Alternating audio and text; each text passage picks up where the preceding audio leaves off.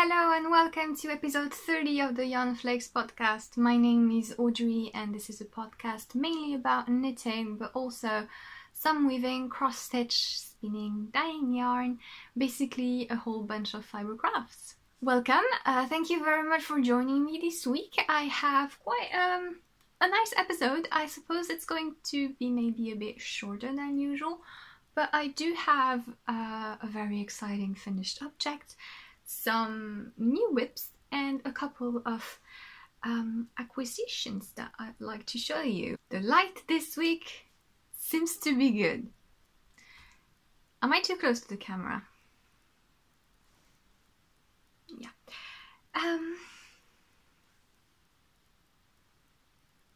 Let's start. You can find timestamps to all the different sections of the podcast down below in the description, and there will also be links to everything that I talk about, as well as my social media if you want to follow along up there. Have I said everything? I'm wearing this really pretty necklace, but you can't see it. So let's start with the knitting content. I have a finished object and I'm not wearing it because I want to show you the details on it. And you won't believe it, it's that flipping Marius cardigan. Ugh. So if you've been following for a little bit, I started the Marius cardigan as part of Ellie from Skane Knits Marius Knit Along. And I started it, I think, early September. And so you are to knit one of the official Marius patterns, which is this, it's stitched this short, which is a traditional Norwegian motif. And I choose to knit the cardigan version in the DK weight.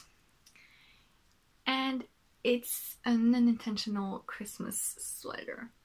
But I like it, you know. So it looks a bit brighter than it really is. This is really more burgundy, and the green is quite foresty dark green. So it's not it's not as Christmassy as it could have been. But yeah, I finished it and I am so happy. I'm so happy with it. It fits lovely. It's loose and slightly oversized. It's comfy. So, the yarn I used is Woll Söcke, which is a German heavy sport / DK yarn. And so it's 75% wool, it's German breed wool, and 25% nylon. And it worked quite well for the color work. You can see that when I stretch it, it doesn't have that dragging out effect too much, so it's okay. It's not the most perfect yarn for colorwork. Do you see that little stitch here that doesn't want to show? But it works. And since I'm on it, do you see that? I messed up my chart and I noticed it a few rows above, so I went to fix it, and I actually fixed it, because what I originally messed up was this line here, but of course when I fixed that I messed up that. So yeah, you can't really tell, and I'm okay with it. You know what, I don't care. I'm not going to go and double knit, no, it's not double knit, duplicate stitch. Okay, we're having a divine intervention now. So yes, I'm not going to go back and duplicate stitch it, I don't mind. It's why it's handmade, to be able to make mistakes. And yes, so this is the back of it, where there are no mistakes. So it's this typical XOXO pattern, and I just, so I would totally recommend the pattern for if you want to start making colorwork yokes. There are no long floats. I think the longest floats are maybe 5 stitches or 4. I don't know. It's not enough for me that I have to catch them up. So speaking of floats, let me unbutton it. Yeah, so the pattern is translated from Norwegian and it's nothing undoable. So I still think that if you want to venture into those kinds of pattern, this is a good idea because the chart is so forgiving regarding to floats. These are my floats. I'm pretty happy with them. I am no colorwork expert, so I don't know if that's supposed to look any better. A little bit of a wonky one here, but I mean it's super neat. And I am very proud because I managed to knit the entire yoke holding both colors, one in each end. So I am primarily an English style knitter, which means I knit with my right hand, and I've been learning to knit continental to sort of release myself. Release? No, that's not the word. You understood what I meant. I started to learn continental and I've actually knit the entire body continental wise, and which meant that when I finally started the yoke, I was able to have my main color in my right hand and my secondary color in my left hand, and my tension was so good. It went really fast and it was super efficient and very enjoyable, and I had no tension issues, so I'm pretty impressed with myself, I must say, and I'm really happy with the process of the yoke part. Because yes, I will never ever knit a bottom-up stockinette body and sleeves sweater ever again. If you see me trying to do that again, please smack my head with a book or something. No. I like having some mindless knitting, but when I'm making a sweater, I really like having the exciting part first and then being able to work downwards, just to be able to kind of visualize it better. Really, making a full stockinette body and sleeves from the bottom up is just, I think it's my one knitting thing that I don't like, and there are worse things than getting bored with that way of doing things. When you finally join the body and the sleeves, you have an awkward moment where your circular needle isn't making a good round because of the sleeves, so it's kind of getting wonky and it's not going through the sleeve stitches smoothly, and it's pretty hard on the needle. And this is what happens. So to be fair, I shouldn't have used plastic needles for that part. I didn't imagine they would break, but they are pretty weak needles and this wouldn't have happened with metal ones, I believe. But here I was, I just started the color work and this happens. And of course I lost stitches, and I'm so happy that it happened just at the beginning of the yoke, because if it would have happened on a more complicated part of the color work, that would have been so bad. But yeah, these were Knit Pro Trends interchangeable tips in 3.5mm, which is probably the size I use the most, so I'm a bit bummed. I'll get new ones in the new year. I just don't want to buy them and pay shipping just for this. But yes, rest in peace. Yes, once I started the yoke, I only wanted to knit on that. It was so fun and enjoyable. I spent the four days last week only working on that, and that's how I got it finished. I crafted the underarm stitches. I didn't cast off any stitches for the sleeve and underarm. I let them on scrap yarn and Kitchenered them, and that's making relatively neat underarm. And I steeked. So this was my first time steeking a cardigan. If you don't know, steeking is when you're knitting something mainly in colorwork, because colorwork in the round is easier. You're making like a sweater and you want it to be a cardigan, so you cut down the front.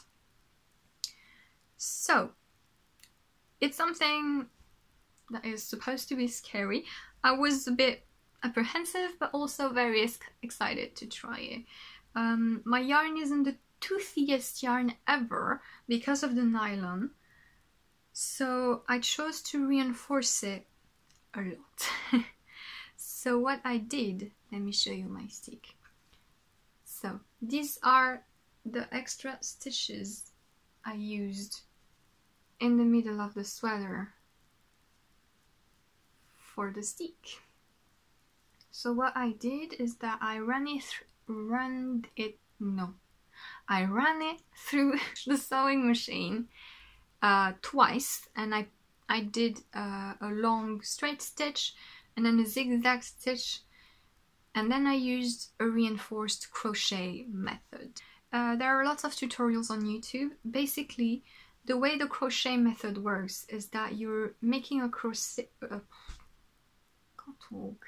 making a crochet chain, catching strands of your stick, basically, to prevent them from unraveling. So I did that at 11 p.m. with very little light, and it went fine. I cut it and nothing is happening. Nothing. And yeah, my stick stitches just very naturally flipped back inside. I am way too lazy to tack them down. You could, if you wanted to, sew them down so that they would stay like this, but they stay like this naturally, so I'm not going to bother. And yeah, it was pretty fun to do. I'm really happy with it. I don't have any other steeking plans, but now I know that if I want to, I can. So last thing about that cardigan is the buttons that I choose, and I'm pleasantly surprised with them. I am not going to wear it closed because, like I said, it's a slightly oversized fit. I knit the M size, which gave me about like 100 and something centimeters bust measurements, and I am 87-88 bust, so plenty of ease, and that's why I'm not going to have it closed, because a closed oversized cardigan kind of looked like a potato bag on me, so nope. But I still wanted to put in the button bands just to do them, just to say that I did them. And I got some pretty buttons, and I got them a while ago with that cardigan in mind. And before I actually put them on, I was actually unsure. I thought they would be too light. There are wooden buttons that I got from Button. Stay there, please. From Button. The shop is called Button Envy. So you can imagine if I actually was about to say Button Envy.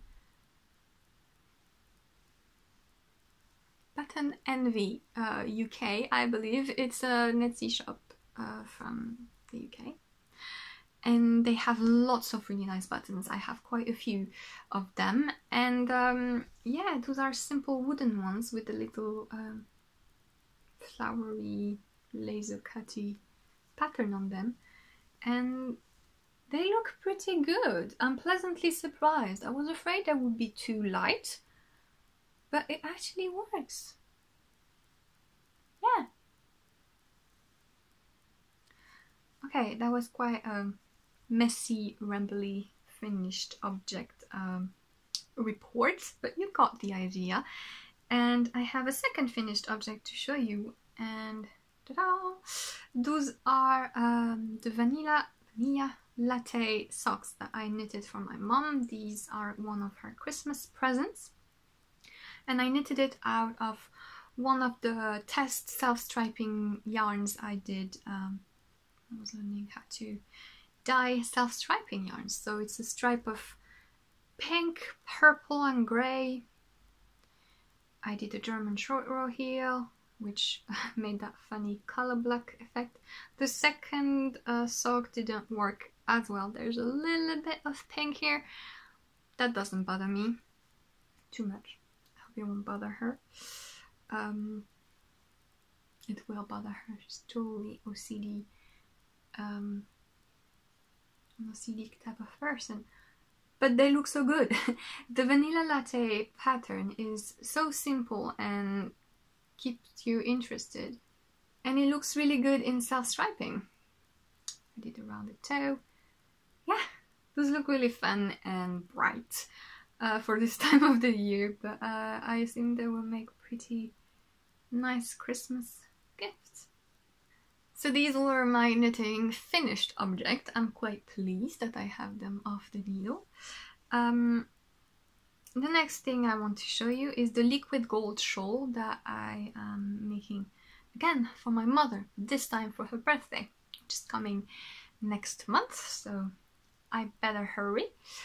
And this is a shawl pattern by Liza Hans, and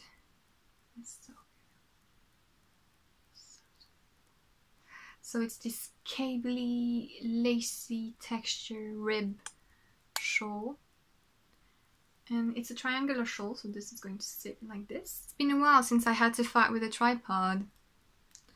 By a while, I mean maybe 2 episodes. But yes, I am now on the main part of the shawl, which means I am just repeating this cabley, lacy pattern and making a 4x2 rib to the sides until I am satisfied with how it looks. I am using Job's Baby Merino. Job's Baby Merino in the beige colorway, which is this cold iced chestnut beige, which is really lovely, and it's squishy and it has stitch definition and it's really nice. Already said it about 10,000 times last episode, but you know, I have 5 skeins of it, so I'm just going to keep knitting until I have about 10-ish grams left to do the I-cord bind off. But yeah, and this is the back side, so it's not really reversible, but it should sit nicely once blocked.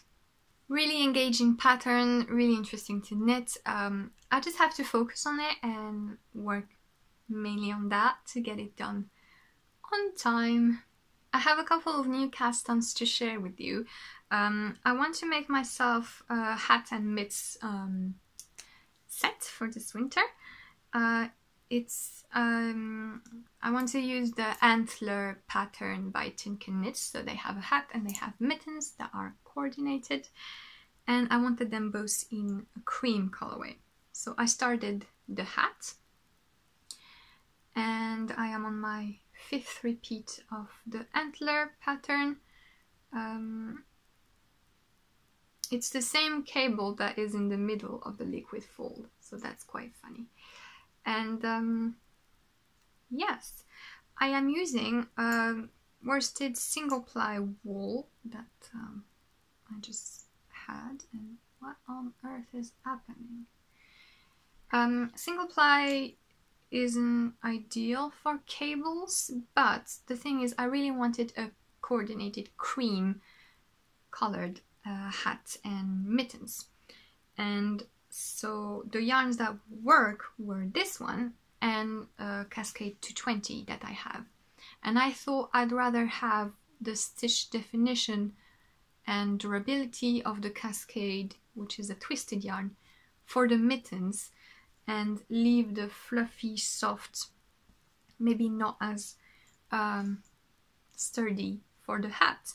And I'm actually quite pleased with how the cables show. They show really well, considering it's a single ply, and it's a bit tricky to work. I'm using Addi hat size needles, and I keep splitting the yarn because it's a single ply, so it keeps getting between the fibers. But it's working really nice and it looks good.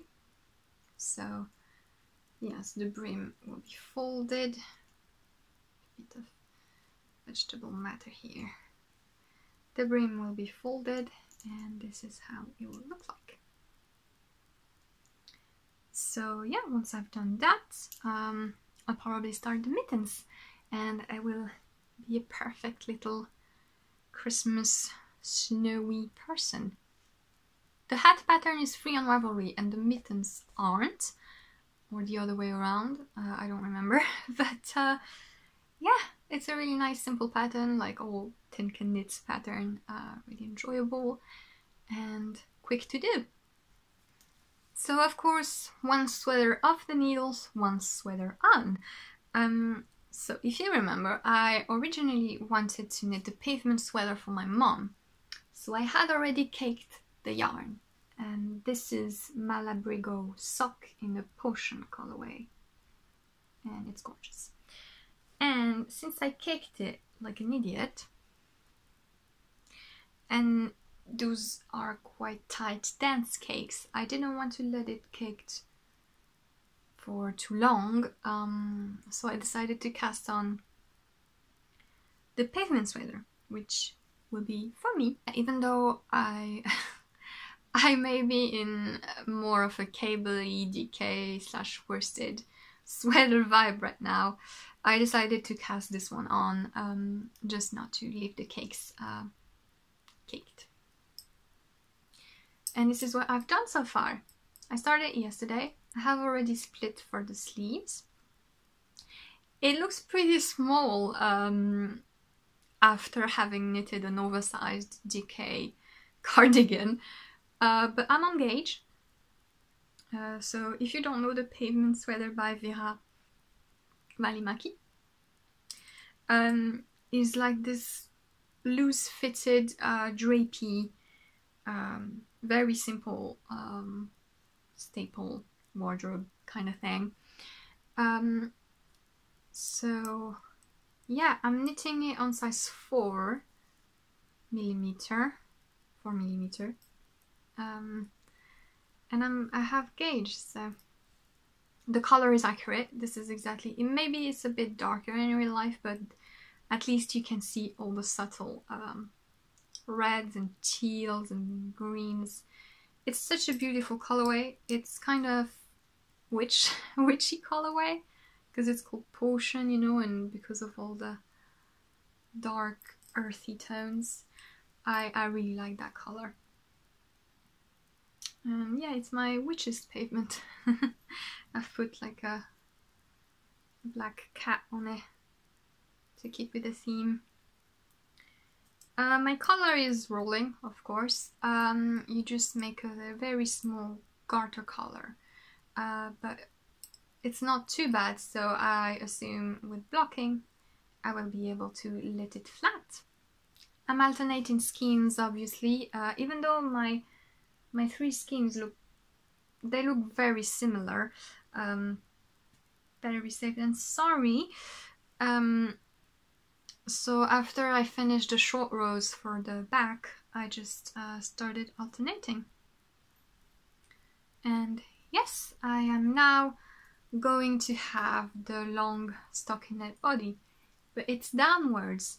So it's much more exciting because it actually looks like something from the start. So yeah, it's a bit wonky to show you, but at least you get the pretty color. Hope it's not going to be too small. I'm guessing Malabrigo will kind of whoosh when washed, so I think I'm gonna be alright, don't you? Once I have a little bit of the body left, I might put it on scrap yarn and try it on just to be sure. That's it for the knitting part of this podcast. Yes, I'm just going to keep working on my things and hopefully finish the last Christmas and birthday presents I have to make for the month of December. I just quickly wanted to show you my crocheted blanket. If you remember, I am making, like everybody else's, a Granny Ripple crochet blanket with scraps of acrylic and May yarns that I had in my stash from years and years ago. And I am really enjoying working on it. It's super fun, and as you can see, it's grown a little bit since you've last seen it. It's really fun, and I like seeing the different colors and how it's looking. It's my wingspan, so it's like 1 person beds plus going to the side, so that's really nice. I might do an edging once I'm done to have it maybe a bit bigger, but it's really fun to work when I'm just watching a movie. And yes, there is no plan to it. There is different weights yarn in it, like from light fingering to worsted, so it's really just a scrappy scraps bursting kind of thing.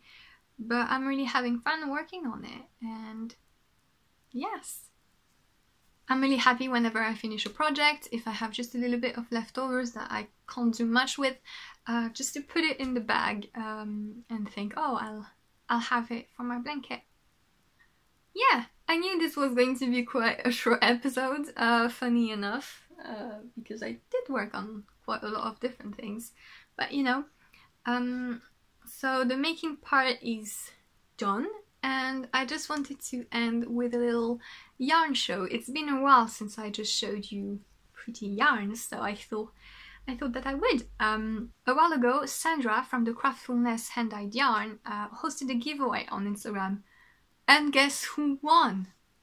I received a beautiful package from her. Sandra, I know you're watching.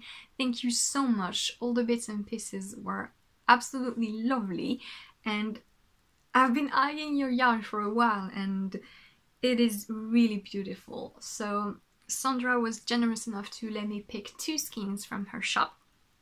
Of course, the link to her shop will be down below. She lives in the Netherlands, so if you're a European knitter and you're looking for always more indie dyers, please do check her out, because she has a lot of different bases and lots of really nice colorway.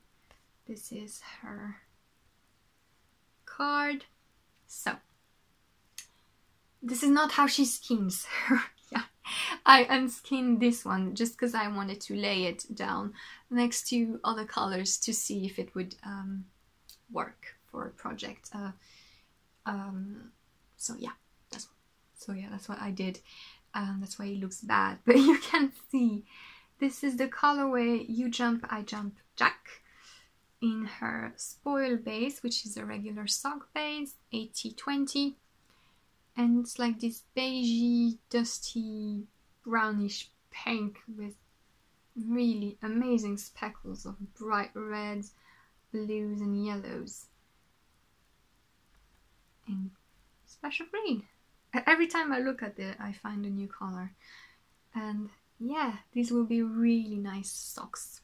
And the second skein that she sends, and which actually looks like it's supposed to look like, this is All the Mauves in the World in her BFL sock base, which I really like BFL. I don't have enough BFL in my yarn stash. I need BFL. And this is just such a beautiful mauvey pink rusty. I really like this color, and I'm looking for a really precious sock pattern to be knitting with it. So again, Sandra, thank you so much. I was so happy to win your giveaway, so thank you very much for offering this and for your lovely package. I have another bits of yarn that I want to show you, and I am so excited about this. There are two French brands that I am in awe of, and I am really happy that they exist. One is the really famous Dererum Natura. If you're unaware, Dererum Natura is a French brand of woolly yarns, and they actually are based like right next to me, and I plan on getting some of the yarn for the new year. But I recently discovered another brand of yarn that is established in France. I believe the owners are actually Danish or Norwegian. There's from around there, but they live in France, and they have started a yarn company, and they have a few bases, and it's Biche et Bûche. I'll write it down here. I highly recommend you check their Instagram, and you will instantly see why I fell in love with them. It's a really pure aesthetic, and quite similar to Dererum Natura. They focused on woolly, really base breed, interesting kind of yarn that are sturdy, long lasting, and rustic and sustainable, and they're lovely, and they have a lot of different colors. They have I've seen 3 bases. They have a fingering weight, DK/worsted maybe, and a silk blend as well. And I just love their aesthetic, and I thought I want to make the Anchors cardigan by Petite Knit. If you don't know, it's this cardigan which has a pattern yoke. And I thought, what better to pick their yarn, because it's so fitting with the aesthetic of the pattern. And yeah, it's also a very lovely name. Biche is how we say doe, the female of the deer, doe. And bûche is like a log of wood. So it's, yeah, so it's does and logs, but it's like this really interesting alliteration, and yeah, it's really representing of their little word. And I got Le Petit Lance-Wool, which is like their fingering weight, lance-wool, from Scotland, from a family-owned fibre mill. So that's sweet. And I'm just pushing the moment to show you, because it's just, I don't know what to say. Look at that.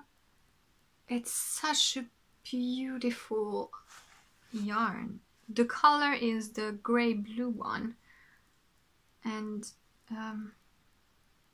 yeah, they have a lot of colors, so when you look at their website you can see which one it is. And it's, I don't know what to say, it has this heathered effect, and it's soft. It feels a bit like Snalden yarn, which is yarns from the Faroe Islands that I've talked about previously. And I got 4 skeins. They're also very affordable. And yeah, I'm gonna crop the cardigan if I need to, if I don't have enough. But look at this, it also looks a bit tweedy with the spots of, yeah, you can't see. Yeah, here, with the spots of brighter blue kind of naps. I just love it, and I think it's a really interesting yarn, and I urge you to have a look at their shop. And if you like des Rerum Natura, and if like me you're so happy about French yarn not being baby acrylic-y stuff, check also Biche Bûche, because it's lovely. So yeah, I'm really happy with that, and I can't wait to knit with it. It feels different from any other yarn that I've ever felt, and it feels precious, and the color is gorgeous, and I love what is behind this yarn. Here's the little card they sent. See, that is their thing. And yeah, so there you have it, 2 yarn recommendations. Yeah, I encourage you to check them out, and with that I believe this is the end of the episode. I hope you enjoyed it. Thank you so much for watching, and have a happy day, night and week, and I will see you next time. Bye bye.